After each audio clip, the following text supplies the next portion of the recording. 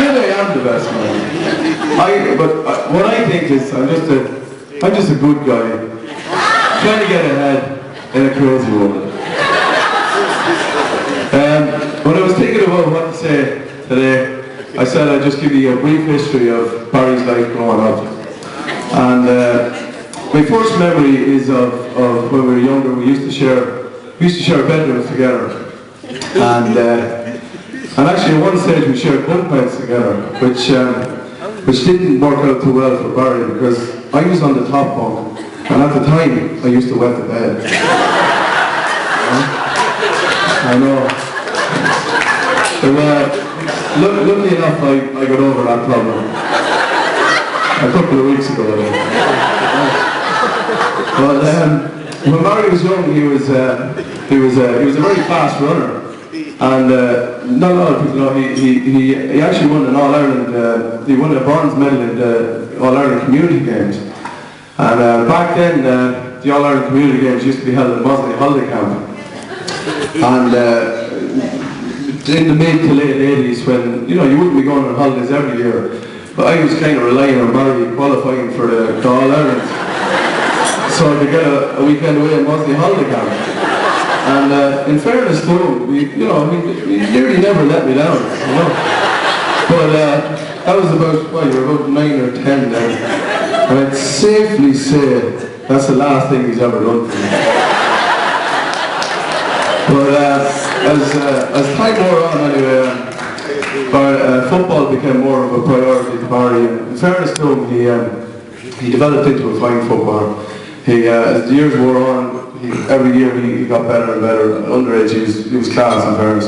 But we never actually played together at underage level. I was a minor. And I distinctly remember the minor final of 1994 when Barry, he was still only 15 years of age, and he played centre back. And he gave a man of the match performance that day. He was unbelievable. That same year, actually, as a 15-year-old, he played along with Mark and David here, who won the junior championship. I think Jerry Hickey was actually on that team there, unbelievable. But imagine Barry and Jerry Hickey playing together. It's hard to understand, but anyway, they did, and they won it, Mark and David won it. And eventually, he came on to the Royal senior team. And in 1997 he joined himself on the Offaly senior team, and in 1997 we were fortunate enough to win the Leinster Championship and beat Meath in the Leinster final. Do you want to talk about that? That was actually one of my fondest memories from that day was actually when there was 15,000-20,000 people mobbing us on the field, and myself and Barry actually ended up somehow in front of each other under the holding stand on Crow Park with all these thousands of people around us, and we hugged, and it was a lovely moment, and it's actually a moment I'll always remember. And although Barry probably has forgotten, I don't know. But there were a couple of good years anyway. We won the National League the following year. Tom Coffey and Kevin Keelan were on the same team there, and we won the championship for the first time in 24 years. And so a good few years, a good crack, good fun, the football was good, and Barry was playing savage. But after a couple of years, himself and Sandra decided to emigrate to Boston. They went off to Boston anyway, and those of you who know Barry know how laid back he is, and how laid back he is. You can imagine our shock and surprise when we heard that he had 10 lads working under him over there. We couldn't believe it. Like, Bobby was proud as a punch. Like, Barry has met a big American. 10 lads working under him. Turns out he'd gotten a job as a roofer.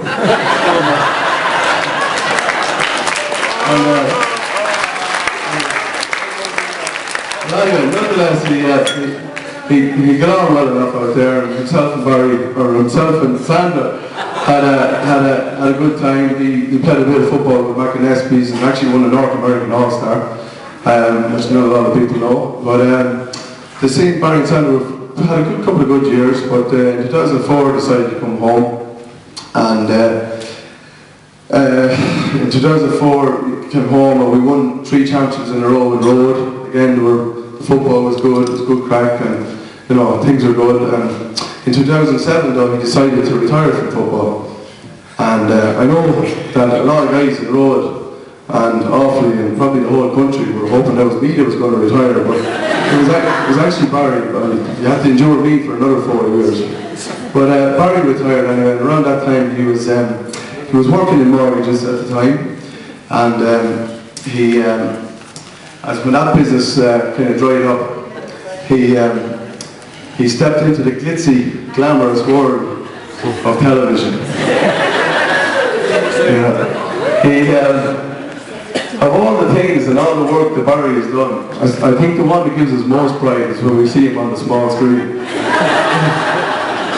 His portrayal of a Garda in court in Fair City had the critics really singing his praises, right? Which is unusual for a non-speaking, non-moving part.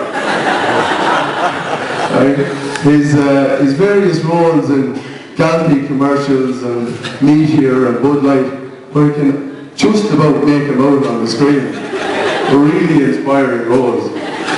But I think all these faded insignificance compared to his role in the reconstruction of a Central robbery on Crime Watch. So convincing was this man in his role that Crime Watch were inundated with phone calls from the road area identifying the getaway car driver as one Barry Malone.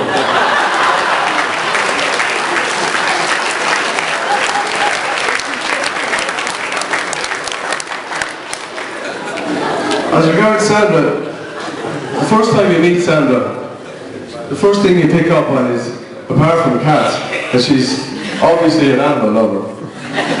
She'll be the first one to come to the aid of some poor, hopeless, defenceless creature, which probably explains her attraction to Barry.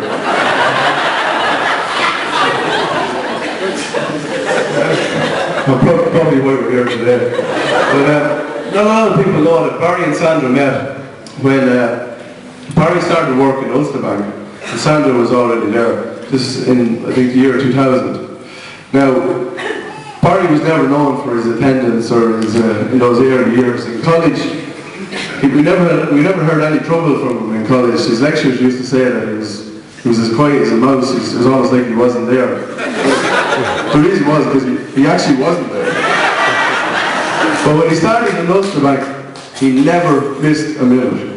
He was in earlier than everybody else. He never missed a day, never missed a minute. And that was all as it transpired down to one beautiful black-haired Sandra Jordan here. Right? But Sandra was actually given the onerous and thankless task of training Barry in.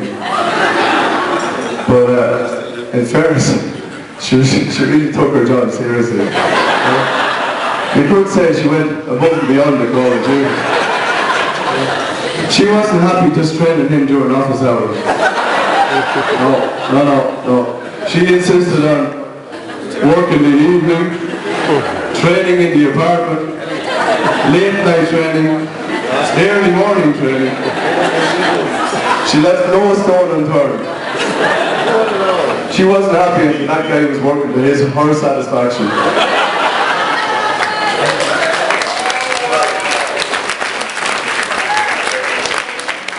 Seriously though, as soon as you saw Barry and Sandra together, you could tell they were made for each other and would be perfect together. You could tell this because Sandra was a very kind, caring young woman who was good looking, warm, sincere, and had a wonderful personality. And because Barry was also, well, Barry was single.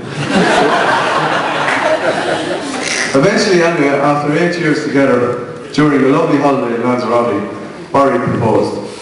I'm told it was a very, very emotional moment. And after Sandra said yes, Sandra even had tears in her eyes, which is understandable. If I just agreed to fight Barry, I'd want to cry too. Seriously though, to finish up, I just want to say